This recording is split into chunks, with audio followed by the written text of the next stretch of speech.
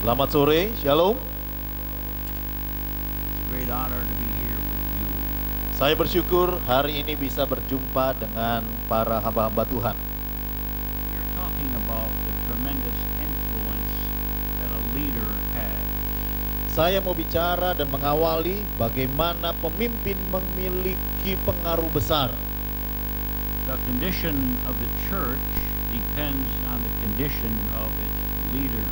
Karena kondisi jemaat gereja dan gerejanya bergantung dari pemimpin. There's a little verse in the book of Hosea chapter 4 and verse 9. Di dalam Hosea pasalnya yang keempat ayat 9, It says, like people, like priests. dikatakan, seperti nasib rakyat, demikianlah nasib imam. People become like their leader. Rakyat menjadi seperti pemimpinnya. So when we have fresh meetings with God, Kalau kita para pemimpin memiliki hubungan yang segar dengan Tuhan, it overflows to our congregation.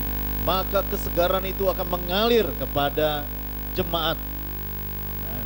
Amin. So when we have fresh meetings with God, Sehingga ketika kita berjumpa dengan Tuhan, it overflows to our congregation. maka yang kita alami akan juga dialami oleh jemaat. There's a little prayer in the Song of Solomon, Ada sebuah doa di dalam kitab Kidung Agung, chapter 1 and verse 4. pasal pertama ayat 4. Draw me, and we will run after thee. Tariklah aku, maka kami akan cepat-cepat pergi. This is a good prayer for a shepherd, a leader. Biarlah ini menjadi doa para gembala, para pemimpin. Lord, draw me closer to you. Kita berdoa, Tuhan, biarlah Engkau menarik aku lebih dekat. Draw me, and we will run after thee. Tariklah aku, maka kami jemaat akan bersama-sama dengan pemimpin. Amen. Amin. When a leader has ordinary knowledge, Kalau pemimpin memiliki pengetahuan biasa saja, he produces a congregation with ordinary thinking and knowledge. maka dia hasilkan jemaat yang pikirannya biasa-biasa. But when we have superior knowledge, Kalau kita memiliki pengetahuan unggul, it brings our congregation up much higher also. maka jemaat kita pun akan semakin unggul. So, this is the reason Paul said he wanted the excellency of the knowledge of Christ. Itu sebabnya Paulus berkata, aku rindu memiliki pengetahuan yang unggul akan Kristus. Ordinary knowledge produces ordinary Christians. Pengetahuan biasa-biasa menghasilkan jemaat biasa-biasa. But superior knowledge produces superior Christians. Tetapi pengetahuan unggul menghasilkan jemaat unggul. Paul said, I count everything but loss in order to have the excellency of the knowledge of Christ. Paulus berkata, yang kuingini adalah mengerti mengenai pengetahuan tentang Kristus yang unggul. When the Lord gave the Great Commission Tuhan memberikan amanat agung in Mark 16, di dalam Markus pasal 16 verse 15 and 16, ayat 16 sampai 17. he said, Go and preach the gospel to every creature under heaven. Dikatakan, pergilah dan beritakanlah firman Tuhan, kabar Injil kepada seluruh makhluk di dunia. But there is a great difference between preaching and teaching. Yang saya mau tekankan adalah ada perbedaan besar antara berkhotbah dan mengajar. In Matthew 28, Matius 28, verse 19 and 20, 19 sampai 20, the Lord added something else. Tuhan Yesus memberikan sebuah frase tambahan. Go and teach all nations. Pergilah, ajarkanlah seluruh bangsa Everything that I have commanded you. segala sesuatu yang kuperintahkan kepadamu. So when we preach the gospel, Ketika kita berkhotbah Injil, we're getting people to say yes to Jesus at salvation. disitulah kita mendapat banyak orang meresponi keselamatan. That's being born again, Itulah lahir baru, newborn babies. bayi yang baru lahir. But then we need to teach all nations, Kemudian ajarkanlah mereka, give them knowledge. memberikan pengetahuan. You know, when we come to Christ, we only know a little bit of truth. Ketika kita mengenal Kristus, kita baru mengenal sedikit tentang kebenaran. The truth sets us free, Kebenaran yang memerdekakan kita. but we need more truth. Tapi mari kita terima lebih banyak lagi kebenaran. We are not only to preach the gospel, Jangan hanya sekedar berkhotbah, we are to go and teach all nations. tapi ajarkanlah bangsa-bangsa. Give them a new mind, Memberi pikiran pemahaman baru, give them understanding, memberikan pengetahuan, wisdom, and knowledge, hikmat dan pengetahuan. the full truth. Inilah keseluruhan dari kebenaran. The full truth makes us totally free. Kebenaran yang utuh membuat kita bebas secara total. Again, Sekali lagi, when we only know a little bit of truth, kalau kita hanya mengenal sedikit kebenaran, we are only somewhat free. kita baru setengah dibebaskan. We need all the truth. Kita membutuhkan seluruh kebenaran. Amen. Amin. So, what is the spiritual condition of our flock? Bagaimana kondisi rohani jemaat? When we are first born again, Ketika kita lahir baru, we're newborn babies. kita bayi yang baru lahir. We know very little. Kita sedikit saja mengenali kebenaran. But Jesus is not coming for a glorious baby. Tapi Yesus tidak datang kedua kali menjemput bayi-bayi mulia. He's coming for a glorious, mature bride without spot or blemish. Tapi dia akan menjemput gerejanya pengantin perempuan anak domba yang tanpa cacat, tanpa celah. In Revelation 5, verse 9 and 10, Wahyu 5 ayat 9 dan 10. He has made us into kings and priests, Dikatakan Tuhan menjadikan kita raja dan imam. and we shall reign with him on the earth. Kita akan memerintah bersamanya di bumi. This is not for babies. Bayi tidak bisa memerintah. What did Paul say to the young Corinthian believers? Paulus menegur orang Korintus. 1 Corinthians 3, verse 1 to 3. 1 Korintus 3 ayat 1 sampai 3. He said, you're still babies. Dikatakan kamu masih bayi. I can only feed you with milk and not with meat. Susulah yang kuberikan kepadamu dan bukan makanan keras atau daging. In 2 Corinthians 11, verse 2, 2 Korintus 11 ayatnya yang kedua. Paul said, I want to present you as a pure virgin to Christ. Karena aku ingin membawa kamu sebagai perawan yang masih suci kepada Kristus. There is a great difference between a newborn baby and a bride. Ada perbedaan antara bayi yang baru lahir dengan mempelai atau pengantin. Again, I want to mention Revelation 5, Wahyu pasal 5 berkata, verse 9 and 10. ayat 9 sampai 10, You have made us unto our God kings and priests, and we shall reign on the earth. Engkau membuat mereka menjadi suatu kerajaan imam bagi Allah, memerintah sebagai raja di bumi. These are not babies. Ini bukan bayi. When we're born again, we have little understanding. Waktu kita baru lahir, kita hanya sedikit mengerti. Remember the 3 degrees of spiritual growth. Mari ingatlah 3 tahap pertumbuhan rohani. In 1 John 1 Yohanes chapter 2, pasal 2 verse 14 to 17, ayat 14 sampai 17. John gives us 3 degrees of spiritual growth. Yohanes mendaftarkan 3 tingkat pertumbuhan rohani. Little children, young men, and fathers. Anak-anak, anak muda, dan bapak. When we're born again, Ketika kita lahir baru, we're babies, masih bayi, we're children. masih anak-anak, We know very little. hanya mengerti sedikit. But there's a big difference between a 5-year-old child and a 25-year-old young man spiritually. Ada perbedaan antara umur 5 tahun dengan pemuda umur 25. Young men, you are strong. Anak muda, kamu kuat. You've overcome the wicked one. Kamu mengalahkan yang jahat. The word of God abides in you. Firman Allah diam di dalam kamu. A big difference between a little child and a young man.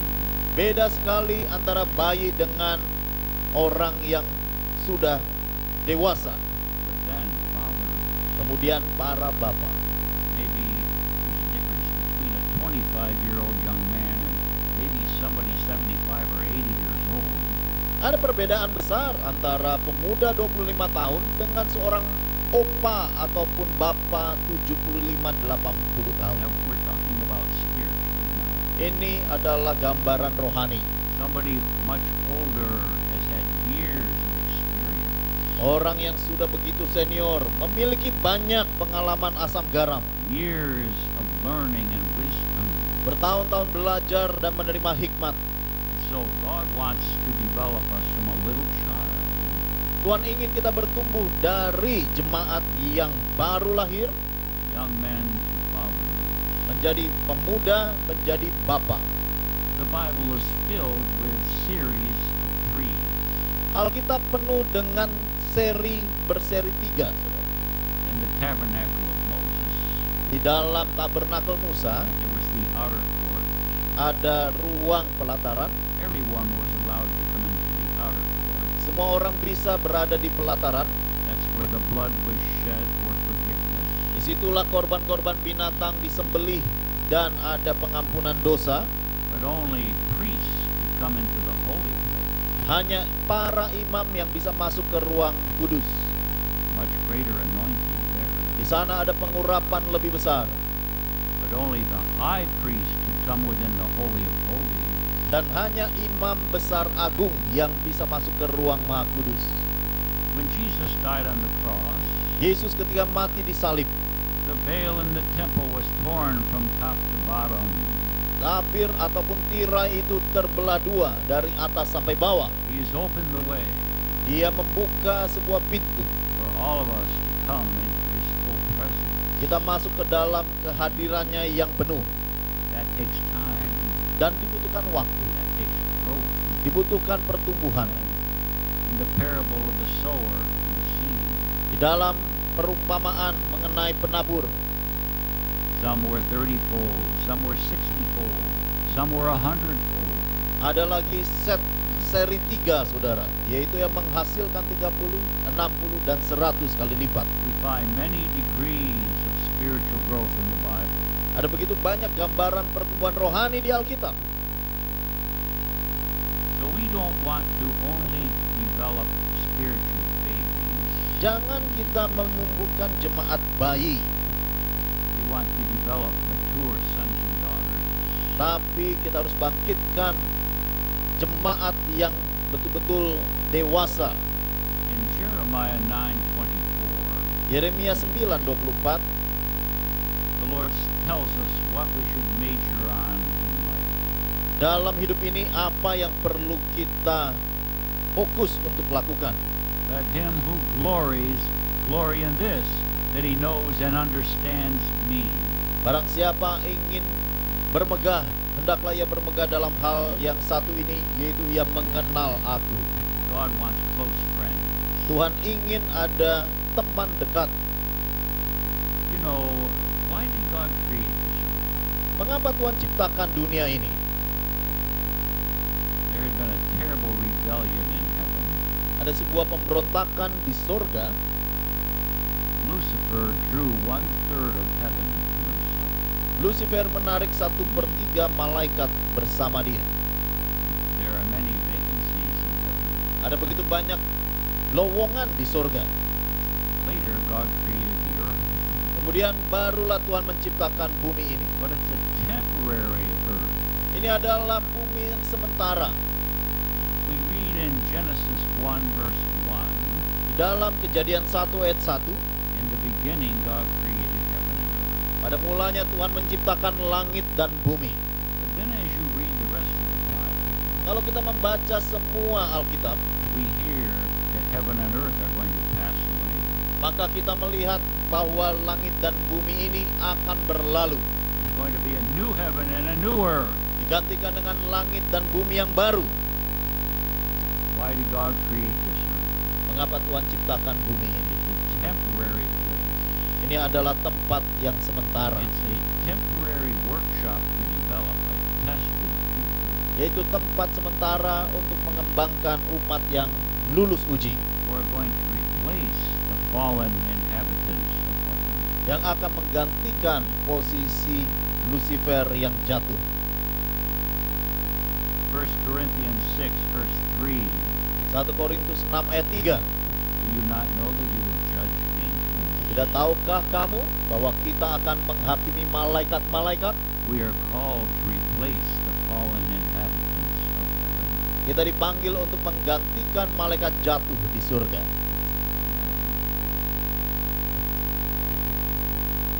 What is the first thing we learn about Adam and Eve? Apa yang kita pelajari mengenai Adam dan Hawa? You know, we were there. Kita ada di sana. We were all in Adam and Eve. Kita ada di dalam diri Adam dan Hawa. The first thing we learn about our first parents, Yang kita pelajari mengenai orang tua kita, they were tested mereka diuji. by whom? Oleh siapa? The one we are called to replace. Oleh setan yang akan kita gantikan. And they listened to the wrong spirit Mereka mendengar roh yang salah, and received a corrupt nature. menerima sifat dosa yang rusak.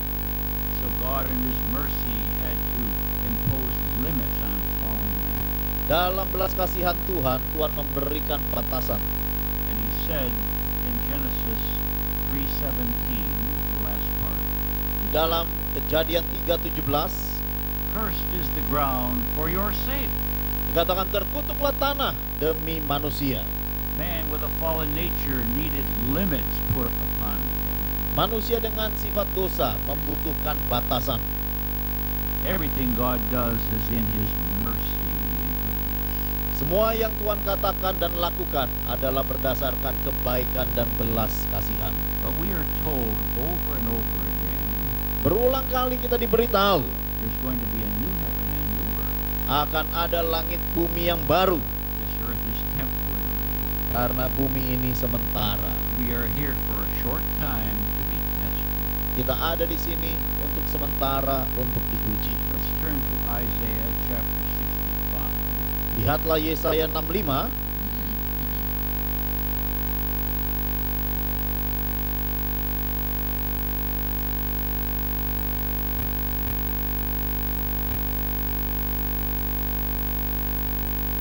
and verse 17. ayat 17.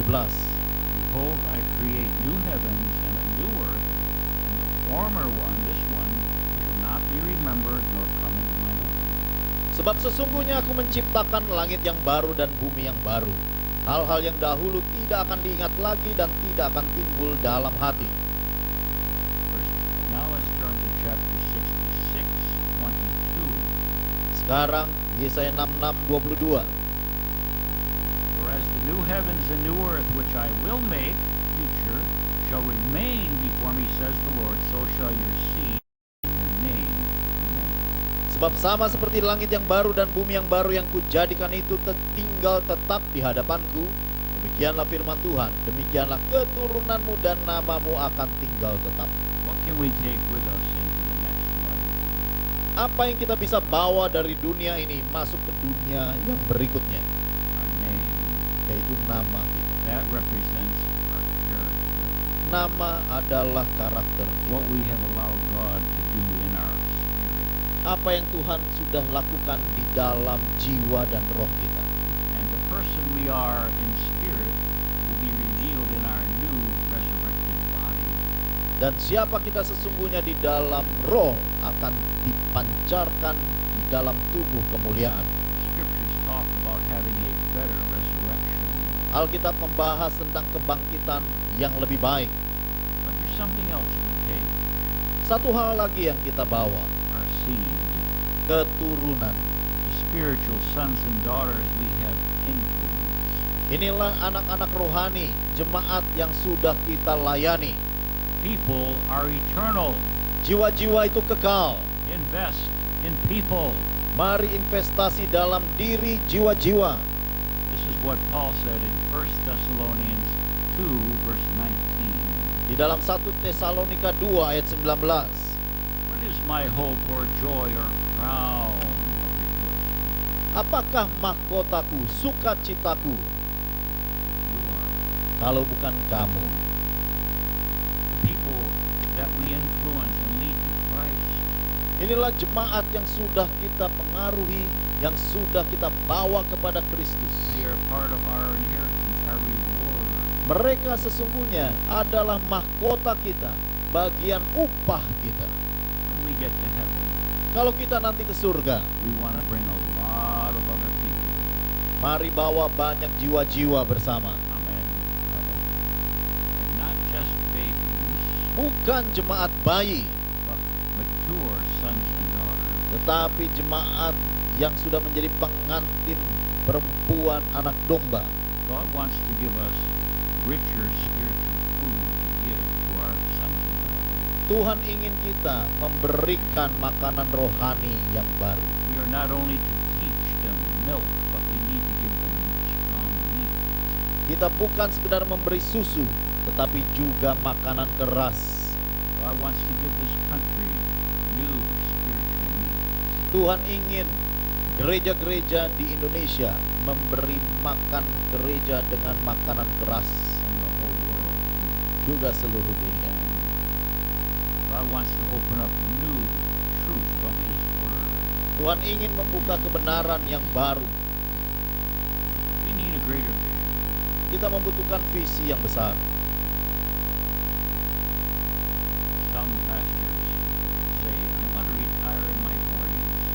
Ada pendeta yang berkata begini, saya mau pensiun sudah umur 40. That's because they have very little eternal vision. Karena ada yang memiliki visi yang pendek, bukan visi What kekal. did Billy Graham say? Apa yang dikatakan Pastor Billy Graham? I want to preach the gospel to my dying breath. Aku akan kabarkan Injil sampai nafasku yang terakhir. Amen. We need a greater eternal vision. Mari kita miliki visi yang kekal. I remember when I was still a teenager, Waktu saya masih remaja, saya ingat God gave me visions and promises for my future. Tuhan berikan visi dan janji bagi masa depan. God said, first I have to do a lot of work in your heart. Tuhan berkata, saya harus diproses dulu dengan keras di dalam hati. I want to send you to many countries of the world Aku akan kirim engkau ke banyak negara-negara di seluruh dunia, and lay a firm foundation in many people.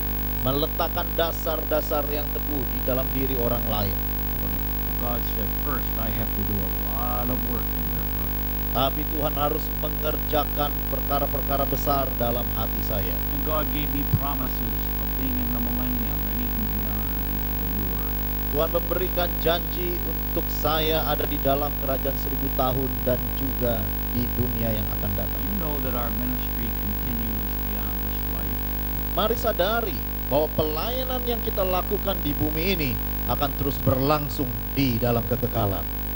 We read in a number of verses Di dalam beberapa ayat kita baca, that King David will be resurrected in the millennium, Raja Daud contohnya akan dibangkitkan di kerajaan 1000 tahun. and that he will reign as a king with the Lord Jesus Christ. Dia akan memerintah juga sebagai raja bersama-sama Yesus. So there are many verses about this. Ada begitu banyak ayat yang mendukungnya. In Hebrews 12, verse 2, Ibrani 12 ayat 2. what enabled Jesus to endure the horribleness of the cross? Apa yang membuat Tuhan Yesus sanggup menanggung penderitaan salib? For the joy set before him, Oleh karena sukacita yang tersedia di depannya. he saw the eternal reward. Tuhan Yesus melihat ada sebuah upah yang besar. We have to have a greater eternal vision. Mari kita memiliki visi kekal yang besar. You know what it says of Abraham? Apa yang dikatakan tentang Abraham? He looked for a city whose builder and architect is God. Dia mencari sebuah kota yang dibangun oleh Tuhan. This is in Hebrews 11, verse 9 and 10. Inilah Ibrani 11 ayat 9. He looked for a city whose builder and architect is God. Ia menantikan kota yang dasarnya direncanakan dibangun oleh Allah. One day, God opened his spiritual eyes, Tuhan membuka mata rohaninya suatu hari. and he looked into heaven, Dia memandang surga. and he saw his eternal home. Abraham melihat rumahnya di He surga. saw New Jerusalem. Dia lihat Yerusalem baru. He saw eternity. Dia melihat kekekalan. And that's why he didn't care anything about earthly riches. Itu sebabnya Abraham tidak peduli dengan kekayaan jasmani. Would you turn with me to Genesis chapter 13? Kita lihat di dalam Kejadian pasal 2. How much money did Abraham have? Berapa kaya seorang Abraham? Genesis 13, verse 2. Kejadian 13 ayat 2. And Abram was very rich in cattle and silver and in gold. Adapun Abraham sangat kaya, banyak ternak perak dan emasnya. Now we never think of Abraham as being a wealthy man. Jarang kita menganggap Abraham itu orang kaya, He had thousands of cattle, tapi dia punya banyak ternak, much silver and gold, memiliki perak dan emas. but it meant nothing to him. Buat Abraham tiada artinya, He saw his eternal place. karena dia sudah lihat tempatnya yang kekal di surga. Abraham saw that city whose builder and maker is God. Abraham sudah melihat kota Yerusalem baru yang dibangun oleh Tuhan sendiri. We need greater eternal vision. Mari kita miliki visi yang besar dan kekal. Remember when Joseph was only 17 years old? Yusuf ketika berumur 17 tahun, God gave him a dream. diberikanlah mimpi bagi Yusuf. In the future, he was going to be a world deliverer when there was no food. Di masa depan dia akan menjadi pembebas bangsanya di masa paceklik atau kekeringan. He had an eternal vision. Yusuf memiliki visi kekal. He had two dreams. Dia memiliki dua mimpi. And then he had a second dream. Mimpi yang pertama dan kedua. He saw his brothers and his father and mother bowing before him. Dia melihat saudara-saudaranya tunduk menyembah dia. That's an eternity. Itu terjadi di dunia kekal. But that dream and vision gave him the ability to go through terrible trials. Dan mimpi Yusuf justru membawa dia masuk ke dalam ujian yang sukar. What is the next thing we learn? Apa yang kita pelajari setelahnya? His brethren envied him. Maka para saudara-saudaranya benci dan iri kepada Yusuf. Let's murder him. Mari kita bunuh dia. But the firstborn Reuben said, no, let's not do that. Ruben, anak yang sulung, berkata janganlah. He was a good Jewish businessman. Dia orang Yahudi yang pintar bisnis. Let's just sell him for some money as a slave into Egypt. Kita jual saja sehingga dapat uang. Kita jual ke Mesir. But now he is sold as a slave into Egypt. Sekarang Yusuf menjadi budak di Mesir. Everything is going wrong for him. Semuanya terlihat tidak ada yang benar dalam hidupnya. Later he's thrown into prison for a crime he didn't commit. Di Mesir dia masuk penjara oleh karena berusaha hidup jujur. His master's wife tried to tempt him for adultery. Istri tuannya berusaha menjarakan dia oleh karena ingin berbuat zina. But he ran out of the house, Tapi Yusuf lari dari rumah. and this woman lied about him. Perempuan ini berbohong tentang Yusuf. Now he's imprisoned in a foreign land. Yusuf menjadi seorang narapidana di negeri asing. But you know what it says in the Psalms? Di dalam Mazmur apa yang disampaikan? God was putting iron in his soul. Bahwa Tuhan sedang menanam palang besi di dalam jiwanya. God was putting stability in him Artinya Tuhan sedang menjadikan karakternya stabil, to prepare him to be a world deliverer. menjadikan Yusuf seorang pembebas dunia. It says in Deuteronomy, Ulangan berkata, I believe it's 23 verse 5. yaitu Ulangan 23 ayat 5. Let's turn to Deuteronomy. Ulangan 23.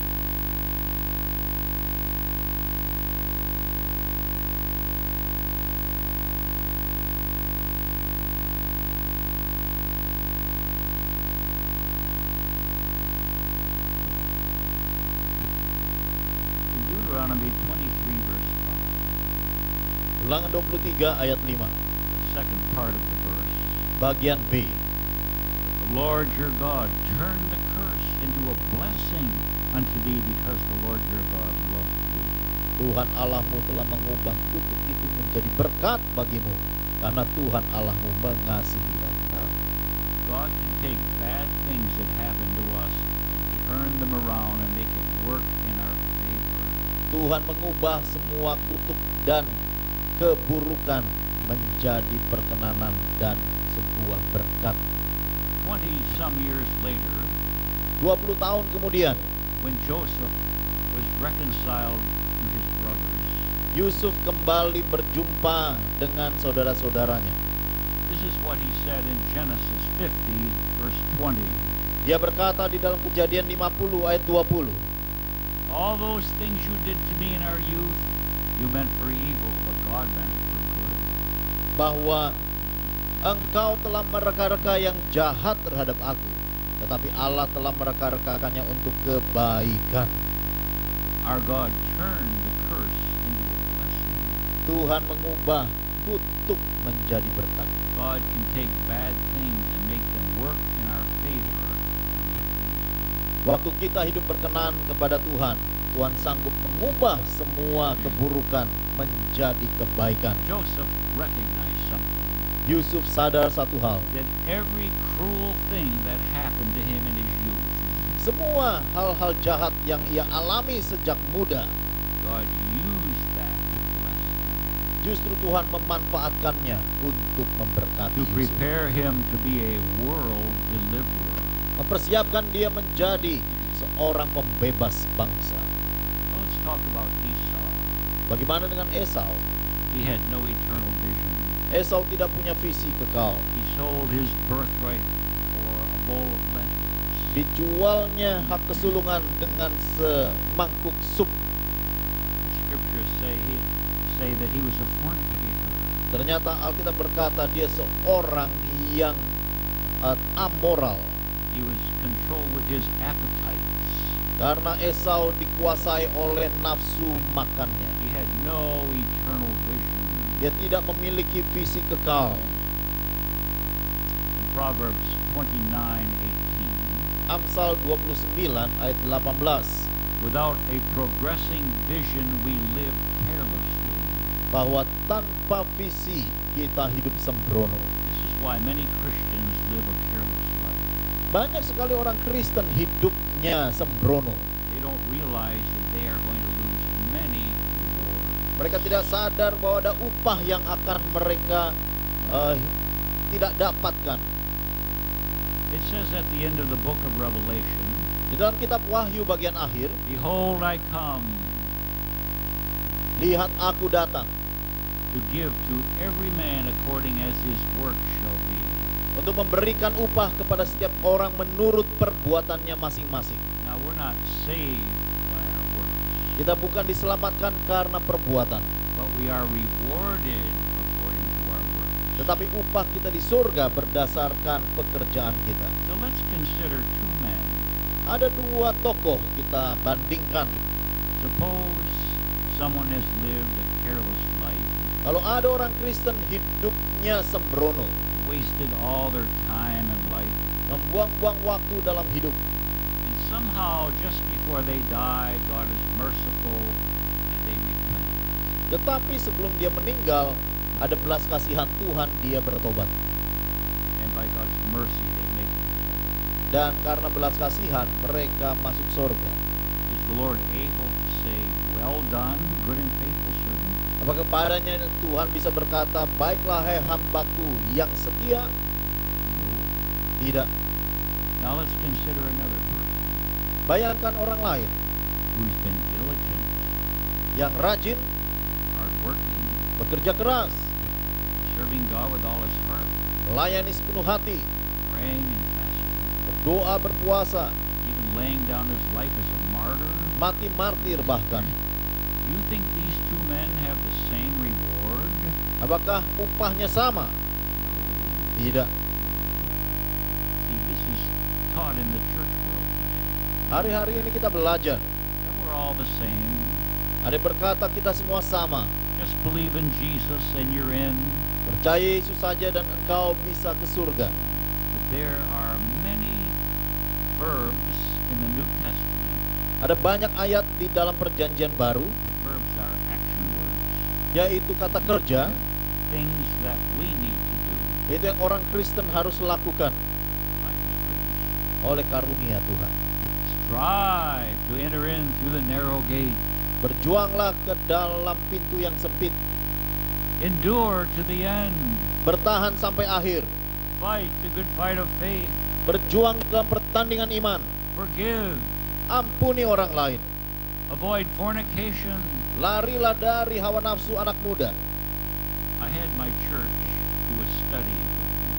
Saya belajar sebuah hal bersama-sama jemaat saya, I wanted them to study action words, verbs in the New Testament.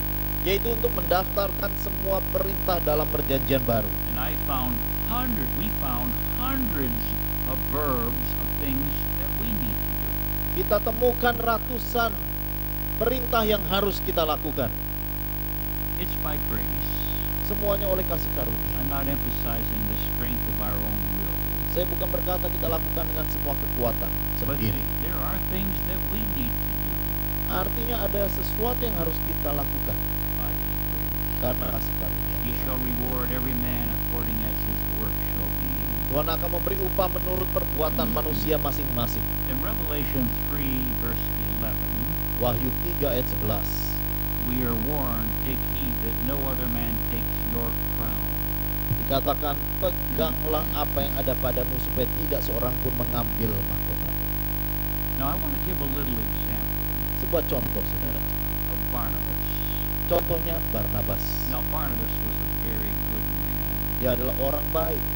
But we find in Acts chapter 15, Dalam Kisah Rasul 15 verse 36 to 40, ayat 36 sampai 40. that he had a big argument with Paul.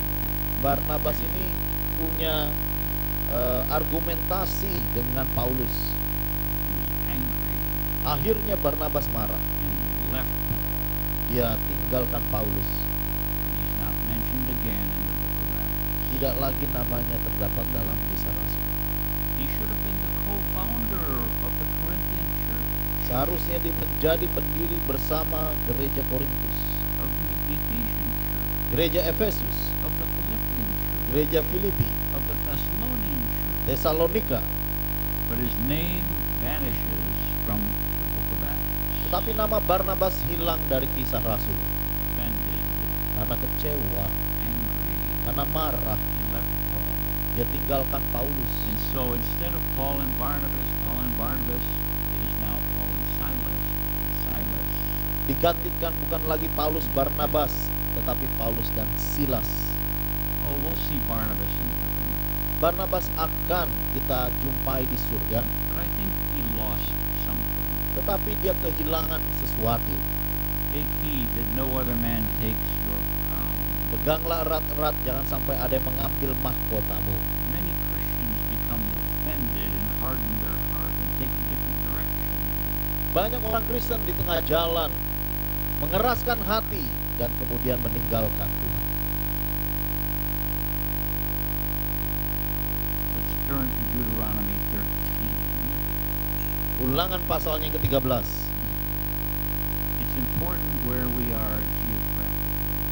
Penting di mana kita tinggal secara geografis. Maybe that's not the verse I want.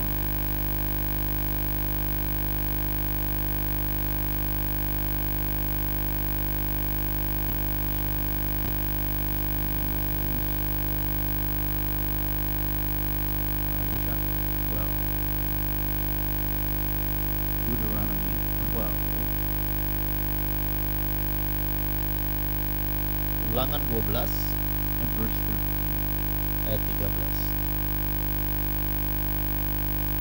The Lord is warning about being in the right place geographically. Tuhan mengingatkan kita harus ada di tempat yang tepat.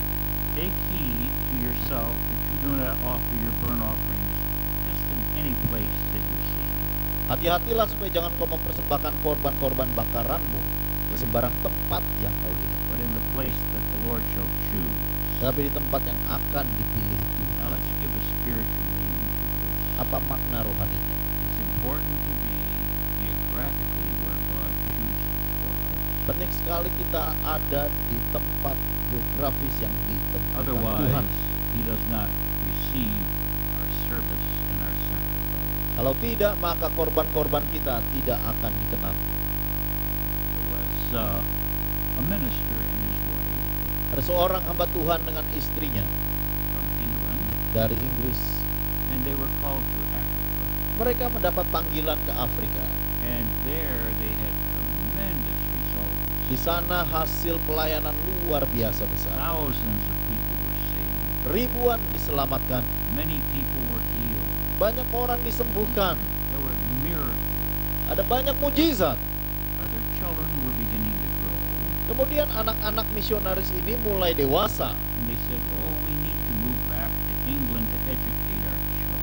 Mulailah orang tua berpikir, kita harus kembali ke Inggris supaya pendidikan di sana lebih baik. Oh, there's no colleges here in Africa. Di Afrika saat itu belum ada universitas.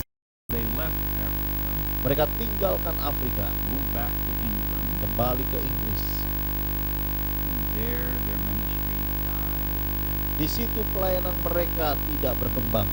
And their children all backslid and went their own way. Bahkan anak-anaknya murtad, tidak kenal Tuhan. But I'm talking about location now. Saya bicara sedang membahas lokasi. You know, we can't say, well, the weather is nicer in Australia. Kita nggak bisa berkata bahwa Australia lebih enak dan lebih nyaman cuacanya. It's not as hot. Di sana dingin, di sini panas. I think I'll move there and minister there. Saya mau pelayanan tapi di Australia saja. But is that God's will? Apakah itu kehendak Tuhan? The Lord only accepts our sacrifice and our service if we are in the place that He has chosen. Tuhan hanya memberkati pelayanan kita di tempat yang Tuhan tempatkan. Location is important. Lokasi itu penting.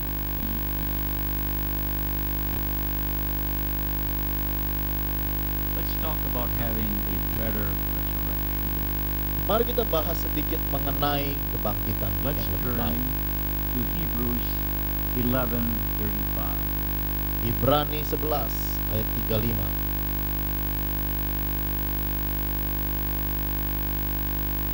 Remember that Paul said he was pressing toward the mark Paulus mengejar upahnya.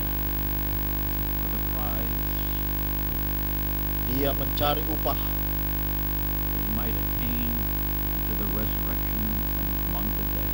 dan ia inginkan bahwa upahnya adalah That was in, mendapat kebangkitan dari antara orang mati that was in Philippians. di dalam Filipi. But in Hebrews 11:35, Ibrani 11:35. women received their dead raised to life again, and others were tortured, not accepting deliverance, that they might obtain a better resurrection. Tetapi orang-orang lain membiarkan dirinya disiksa dan tidak mau menerima pembebasan, supaya mereka beroleh kebangkitan yang lebih baik. This is not often taught in the church today. Hari-hari ini tidak banyak diajarkan There is a better resurrection. bahwa ada kebangkitan yang lebih baik. Not every Christian qualifies to be in the first resurrection when Christ comes again. Tidak semua orang Kristen layak mendapatkan kebangkitan lebih baik. Many are not resurrected until the end of the 1,000-year reign of Christ. Banyak orang Kristen tidak dibangkitkan sampai kedatangan Yesus. Let's turn to Revelation chapter 20. Dalam Wahyu pasal 20. It's commonly taught that we're all going to be raptured and we're all going to be resurrected. Ada yang mengajarkan bahwa semua orang akan dibangkitkan dan dapat kebangkitan When Jesus comes again. ketika Yesus datang kembali lagi. Revelation 20, Wahyu 20 verse 6. ayat 6. Blessed and holy is he who hath part in the first resurrection. On such the second death has no power, but they shall be priests of God and of Christ, and shall reign with him for 1,000 years. Berbahagialah dan kuduslah ia yang mendapat bagian dalam kebangkitan pertama itu. Kematian yang kedua tidak berkuasa lagi atas mereka, tetapi mereka akan menjadi imam-imam Allah dan Kristus, dan mereka akan memerintah sebagai raja bersama-sama dengan Dia 1,000 tahun lamanya.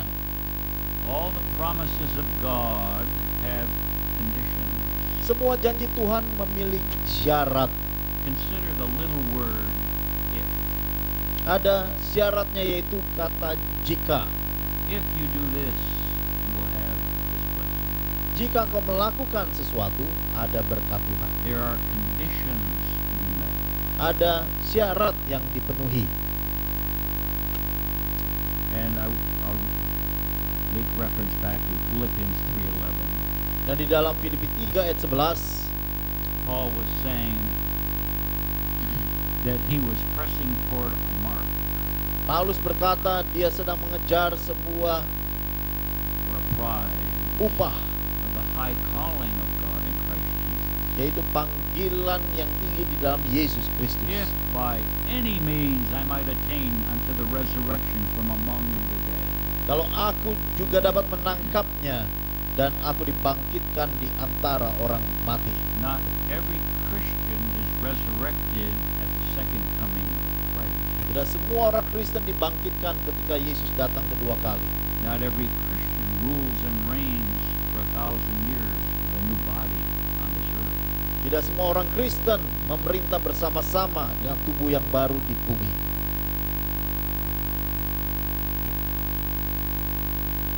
We find in Revelation Wahyu that at the end of the 1,000 years, bahwa di akhir kerajaan 1,000 tahun, in verse 7, ayatnya yang ke-7, when the 1,000 years are expired, Satan shall be loosed out of his prison.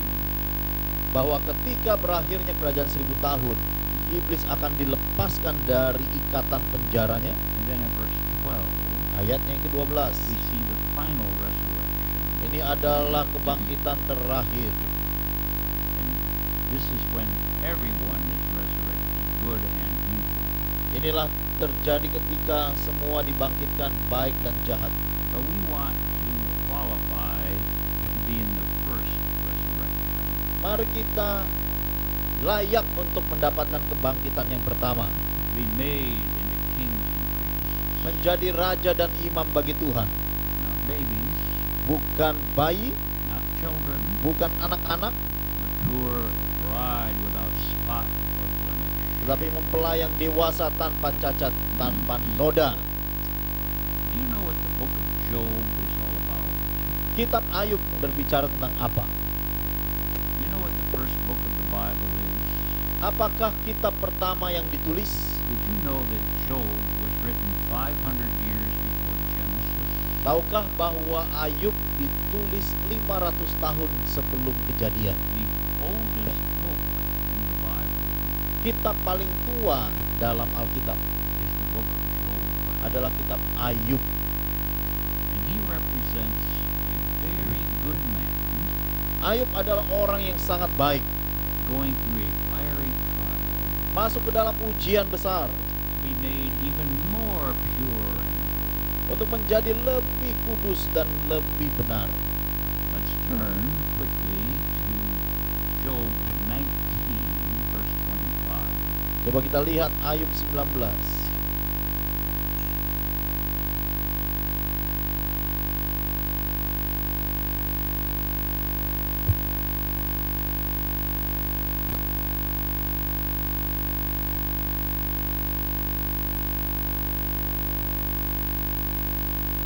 Job had a vision of the second coming of Christ Ayub memiliki visi kedatangan Kristus kedua kali. and the resurrection. Dan juga ada kebangunan atau kebangkitan. Let's look carefully at Job 19, verse 25. Ayub 19 ayat 25. For I know that my Redeemer lives, and that he shall stand at the latter day upon the earth. Tapi aku tahu penebusku hidup, bahasa Inggrisnya berkata, dan aku melihat dia berdiri di akhir zaman. And though worms destroy this body, yet in my flesh I'm going to see God. 26. Juga sesudah kulit tubuhku sangat rusak, tanpa dagingku pun aku akan melihat Allah. This was 4,000 years ago. Ini 4.000 tahun yang lalu, 2,000 years before the first coming of Christ. 2.000 tahun sebelum kedatangan Kristus And yang he is pertama. shown the second coming of Christ Tapi Ayub ditunjukkan kedatangan Kristus yang kedua, and the resurrection. dan ada kebangkitan And orang he mati. saw himself resurrected Ia melihat dirinya dibangkitkan, and ruling and reigning with Christ for 1,000 years. memerintah bersama-sama Kristus 1.000 tahun lamanya. That's what enabled him to go through this fiery trial. Itu sebabnya Ayub sanggup melewati semua ujian yang sukar. Chapter 23. Ayub 23.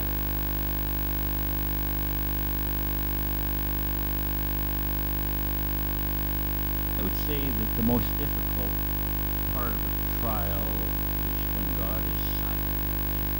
Saya rasa bagian yang paling sukar di dalam ujian adalah ketika Tuhan diam. It's so important what we say when we're in a trial. Penting sekali apa yang kita ucapkan saat kita dalam ujian. Never find fault with God. Jangan pernah menyalahkan Tuhan. Lord, I don't understand, Tuhan, saya tidak paham hal ini. but I trust you. Saya mau percaya sama Tuhan. Amen. Well, I would say that the hardest part of a trial is when God is silent. Saya rasa bagian yang sukar di dalam ujian adalah ketika Tuhan diam. Have you been waiting a long time for an answer? Kita pernah menanti-nantikan jawaban Tuhan, tetapi lama sekali. We must keep the confession of our mouth right. Mari jaga ucapan mulut kita. Let's start chapter 23, verse 8. Mari lihat Ayub 23 ayat 8. Behold, I go forward, he is not there. I go backwards, and I cannot perceive him. Aku berjalan ke timur, ia tidak di sana. Atau ke barat, tidak kudapati dia. On the left hand, where he doth work, but I cannot behold him. He hides himself on the right hand, I cannot see him. Di utara aku cari dia, ia tidak tampak. Aku berpaling ke selatan, aku tidak melihat dia. I can't see him, I can't find him. Saya tidak bisa lihat dia. Verse 10. Ayat 10. But he knows the way that I take, and when he hath tried me, I'm going to come forth as pure gold. Karena ia tahu jalan hidupku, seandainya ia menguji aku akan timbul seperti emas. What does Job represent? Ayub adalah lambang apa? And again, this is not understood in much of the church world.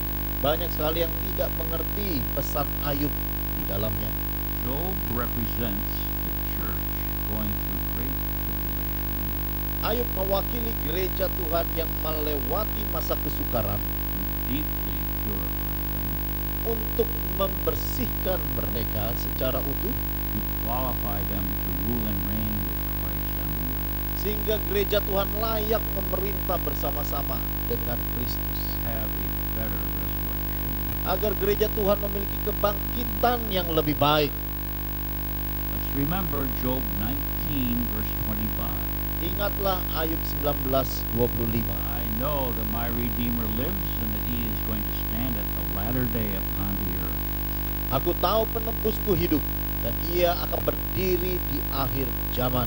Though this body return to dust, yet in my flesh I'm going to see God. Juga sesudah kulit tubuhku sangat rusak, tanpa dagingku pun aku akan melihat Allah. He saw himself resurrected when Christ comes again. Ayub melihat dirinya dibangkitkan waktu dia ada di akhir zaman. Now Job was a very righteous man, Ayub adalah orang yang sangat benar, and God put him through a deep, purifying trial dan Tuhan membuat dia ada di dalam ujian to make him even more righteous and holy. supaya ia semakin hidupnya benar. Finally, at the end of his trial, Akhirnya di ujung ujian, the Lord appeared Tuhan menampakkan dirinya. after months of silence. Setelah berbulan-bulan Tuhan diam, God did not reprove him for any acts of sin, Tuhan tidak menegur Ayub oleh karena tindakan dosanya. but for some of the words he said. Tuhan menegur karena ucapannya. It's important what we say when we're in a trial. Penting apa yang kita katakan di tengah-tengah ujian. Job thoroughly repents, Ayub akhirnya bertobat, and God gives him a double blessing. dan Tuhan berikan dia porsi ganda. Amen. A deeper purification. Ini adalah pemurnian yang dalam. In chapter 1, Ayub pasal 1, he was a perfect and upright man. Ayub adalah orang yang benar dan saleh. God put him through a purifying trial. Maka Tuhan membawa dia ke dalam pengujian yang kuat. Now he's even more righteous and holy. Akhirnya Ayub menjadi orang yang lebih kudus dan lebih layak lagi. And he said in chapter 42, Pasal 42 dia berkata, I've said a lot of things I shouldn't have said. aku sudah mengatakan hal yang tidak patut di hadapanmu. This book is a book of words. Ayub adalah kitab tentang kata-kata.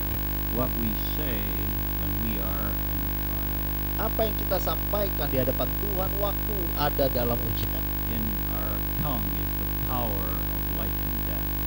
Dan Amsal berkata 18:21, hidup dan mati dikuasai oleh lidah. By our words we are justified or condemned. Oleh karena perkataan kita dihakimi dan kita dibenarkan. Do we know the power that's in our mouth?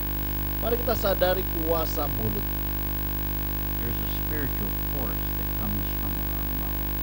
Ada roh yang menguasai di balik kata-kata kita. Not just vocal sound. Kata-kata bukan saja konsonan dan vokal, Words have tremendous spiritual force in them. tetapi kata-kata memiliki kuasa yang luar biasa di dalamnya. What started World War II? Apa yang memulai Perang Dunia Kedua? One mouth. Satu mulut. Adolf Hitler, Adolf Hitler, the spirit that came out of his mouth, roh yang keluar dari mulutnya. got into all the nations. Tuhan, dia mempengaruhi seluruh bangsanya. One spark can burn down a whole forest. Ini yang firman katakan, satu korek saja sanggup, Tremendous power in the tongue. sanggup menghancurkan seluruh hutan. Inilah kekuatan kuasa Then kata-kata. Germany began invading neighboring European countries. Mulailah Jerman pada saat itu menjajah bangsa-bangsa Eropa lainnya. Over 30 million people died. 30 juta lebih orang meninggal. Power of one mouth. Kuasa satu mulut saja. Spiritual force are in words. Karena kuasa rohani juga ada di dalam kata-kata. Let's go back further. Mundur lagi ke belakang. In heaven, Di surga, one mouth is destroyed 1/3. Satu mulut menghancurkan sepertiga surga. Lucifer was a tremendous musician, Lucifer itu musisi yang luar biasa. great charisma, Dia punya karisma yang besar. tremendous good looks. Dia memiliki penampilan yang baik. His music could sway heaven, Musiknya bisa mendayu-dayu seluruh surga. but he fell in love with his ministry. Tapi Lucifer cinta terhadap pelayanan, Pride came into him, sehingga muncullah kesombongan. and he wanted to steal God's position. Dia ingin mencuri posisi Tuhan. And his mouth persuaded 1/3 of heaven to follow him. Dan mulutnya membuat 1/3 surga mengikuti dia. Very important, our mouth. Penting sekali mulut kita. Tremendous power in words. Ada kuasa besar dalam perkataan. It's important what we say in marriage. Dalam pernikahan, apa yang kita sampaikan penting. Would you look at Ephesians 5:28? Di dalam Efesus 5:28. The last part of the verse. Bagian ayat yang terakhir. I never heard a sermon preached on this. Belum pernah saya dengar khotbah atas dasar ayat ini. He that loves his wife loves himself. Siapa yang mengasihi istrinya mengasihi dirinya sendiri. You know, when you're good to your spouse, you're being good to yourself. Kalau kita bersikap baik kepada pasangan, kita bersikap baik kepada diri sendiri. We are one flesh. Kita menjadi satu daging. When we hurt our spouse, we are hurting ourselves. Waktu kita melukai pasangan, kita melukai diri sendiri. Works both ways. Ini pun berlaku timbal balik. When a woman is constantly criticizing her husband, Kalau ada istri selalu mengkritik suaminya, she is damaging herself. dia sedang menghancurkan diri sendiri. We are one flesh. Kita adalah satu daging. And God wants us to be much more careful with our words. Tuhan ingin kita hati-hati dengan kata-kata. Words have tremendous spiritual force in them. Kata-kata mengandung kuasa roh di dalamnya. How was the universe created? Bagaimana seluruh dunia tercipta? God spoke, Tuhan berfirman, "Let there be light," jadilah terang. and there was light. Terang itu jadi. What is the title of the Lord Jesus Christ? Apakah nama Tuhan salah satunya? The Word of God. Firman Allah. The Father, I'd like to look at Ephesians 3:9. Di dalam Efesus 3 ayat 9, The last part of the verse. bagian akhir ayat itu. God created everything by Jesus Christ. Tuhan menciptakan segala sesuatu melalui Yesus Kristus. God the Father authorized His Son, Allah Bapa memberikan kuasa kepada anaknya. and then His Son said, "Let there be light," Anaknya berkata, jadilah terang. and there was light. Terang itu jadi. God created everything by His Word, by Jesus Christ. Tuhan menciptakan segalanya oleh karena Yesus Kristus, melalui Yesus Kristus. But the words that come out of our mouth have tremendous force. Jadi kata-kata yang keluar dari mulut memiliki kuasa. We can build someone up or tear them down and ruin them with our mouth. Kita bisa hancurkan seseorang atau bangun seseorang. Leaders are an example. Marriage and the leaders is an example for the congregation. Karena keluarga pemimpin adalah contoh bagi jemaat. In 1 Timothy 1 Timotius and Titus, dan Titus. when Paul gives qualifications for leadership, Paulus memberikan sebuah kualifikasi syarat pemimpin. he always starts out with this: Dia selalu memulai begini. be blameless, the husband of one wife, Tiada bernoda dan suami dari satu istri, having your children in order, dan memiliki anak-anak yang teratur, be because our marriage, our family is an example to all the other families in the congregation. Karena keluarga adalah teladan bagi seluruh jemaat. Marriage is God's greatest object lesson in life. Di dalam keluarga adalah sebuah pelajaran terbesar dalam hidup. So when God created the earth, Tuhan ciptakan bumi ini. He made all the animals, Dia male menciptakan and female. semua binatang laki-laki atau jantan dan betina. He put a design in all His creatures. Dia menunjukkan sebuah desain di dalam semua ciptaan. All the birds of the air, Semua binatang udara, all the fish of the sea, ikan di laut, all the animals. semua binatang He made male and female. diciptakan jantan betina. What is He trying to tell us? Apa maksud Tuhan? What does He want? Apa kehendak Tuhan? Bride Juga pasangan, of people who are compatible with Himself. pengantin yang sepadan dengan Dia. Satan's number one attack is to destroy marriage and the family. Setan berusaha menghancurkan keluarga. So let's think of the times of Noah. Di dalam zaman Nuh, Why did God have to destroy 150 million people? mengapa Tuhan hancurkan 150 juta orang? Terribly adulterous, wicked generation. Karena itu adalah generasi yang sangat bengkok hatinya. But He warns, as it was in Noah's time, so shall it be in the times of His return. Dia memperingatkan sebagaimana zaman Nuh, demikianlah zaman kedatangan Yesus. And then also in Luke 17, Dalam Lukas 17, as it was in the time of Lot, sebagaimana di zaman Lot homosexuality. ada homoseks terjadi. So shall it be also in the times of the coming of the Son of Man. Demikian juga zaman di mana Kristus Yesus akan datang kedua kali. Satan's number one attack is to destroy marriage and the family and society. Maka serangan terbesar setan adalah keluarga, dan juga lingkungan dan semua masyarakat. As an American, Saya orang Amerika, I have to tell you that I'm ashamed of the way many Americans are acting today. saya harus berkata, saya malu melihat kebanyakan orang Amerika perilakunya. And the Church of America is no longer a good example for the rest of the world. Dan kebanyakan gereja Amerika bukan lagi teladan bagi seluruh dunia. Churches that allow homosexuality and lesbianism and all of this. Gereja-gereja Amerika sudah mengizinkan homoseks dan lesbian, And divorce and all of these things.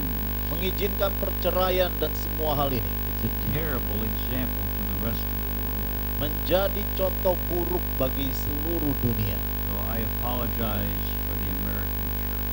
Jadi saya perlu justru berkata, maaf, gereja Amerika tidak menjadi teladan. Let's stay true to the Word of God. Mari tetap setia terhadap firman. The reason for all divorce Mengapa banyak perceraian terjadi? is hardness of heart. Oleh karena keras hati. I will never forgive you. Kalimat yang berkata, aku tidak pernah ampuni Get out of kamu. my life. Keluar dari hidupku. But we must never harden our heart. Tapi kita jangan pernah keras hati. We must keep a soft heart. Terus jaga hati yang lembut. The purpose of the new covenant. Tujuan perjanjian baru adalah, I will give you a new soft heart of flesh.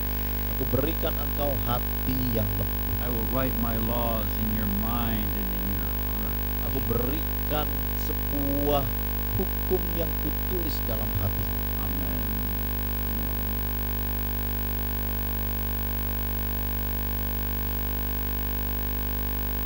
Well, we're almost done in this section.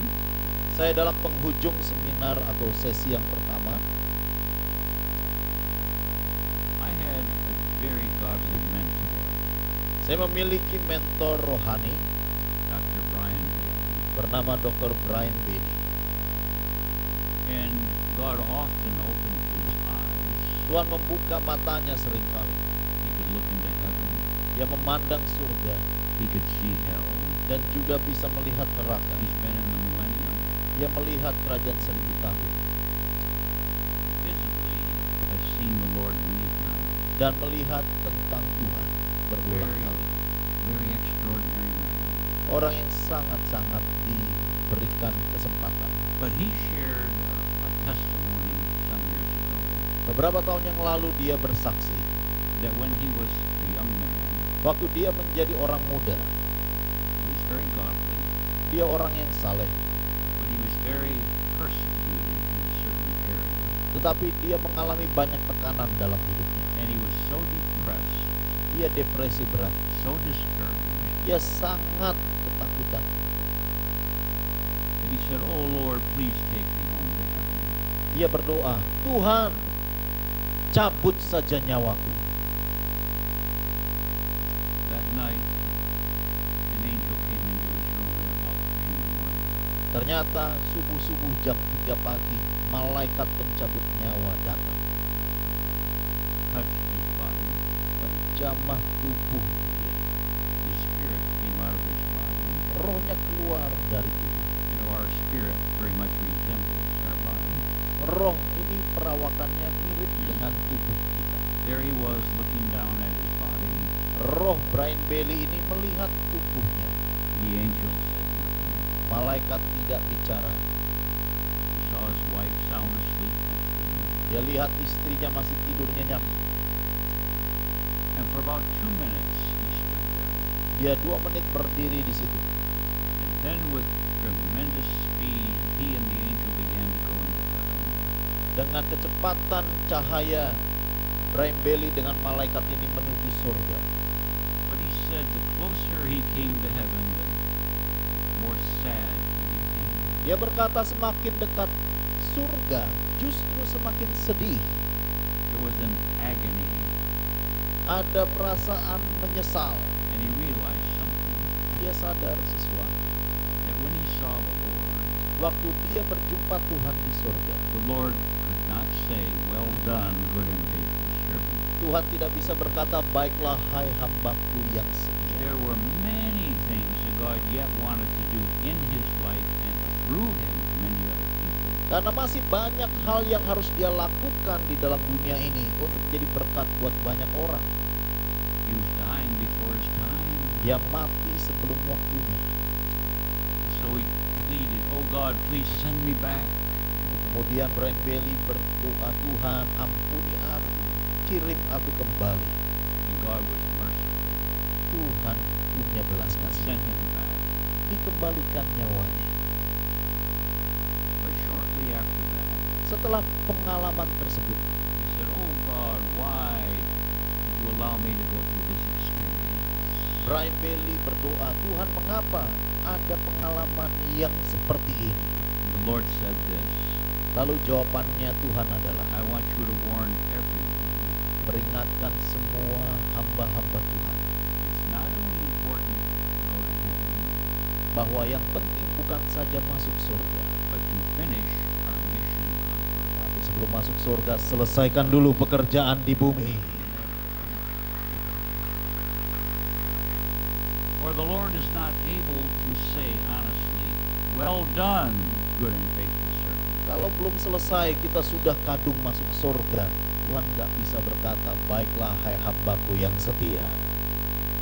And the Lord later opened up a verse at the end of Revelation Lalu Tuhan membuka sebuah ayat di dalam Wahyu 22 where it says, "God shall wipe away all tears from their eyes."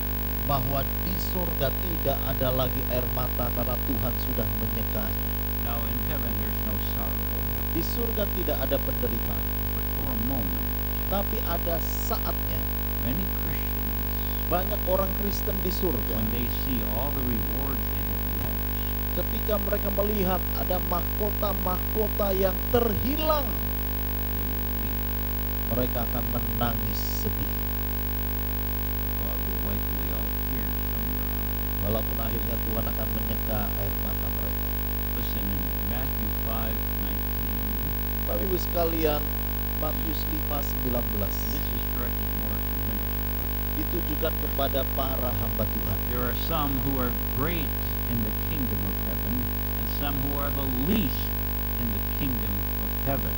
Dikatakan di surga ada yang berposisi tinggi, ada juga yang berposisi rendah. Now we're not talking about heaven and hell. Saya bukan bicara mengenai masuk surga atau neraka. We're talking about different degrees of rewards in heaven.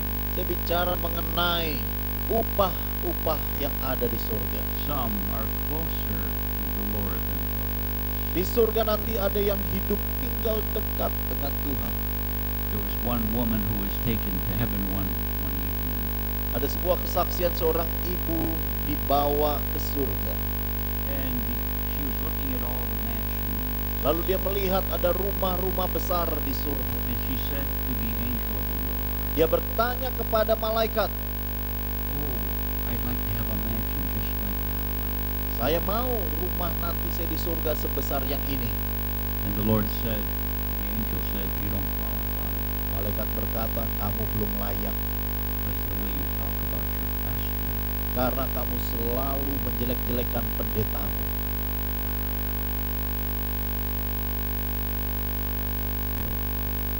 But we have to be careful.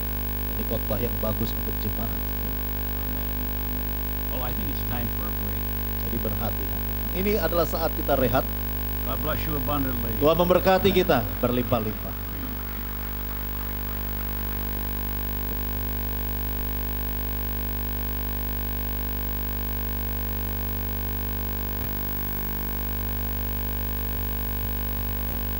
Sedikit pengumuman, Bapak Ibu sekalian yang dikasihi Tuhan, Pastor Paul Kerem menulis banyak buku-buku rohani, yaitu ada Kekristenan Sejati, lalu Kemenangan Atas Keakuan, bicara mengenai menang atas emosi dan ambisi pribadi, lalu mengubah kutuk menjadi berkat. Bagaimana semua kesulitan dan kesukaran Tuhan gantikan menjadi berkat. Dan topik yang hari ini dibahas oleh beliau sementara dalam sesi 1 dan 2 adalah dari pedoman bagi hamba Tuhan. Ini yang menjadi topik kita.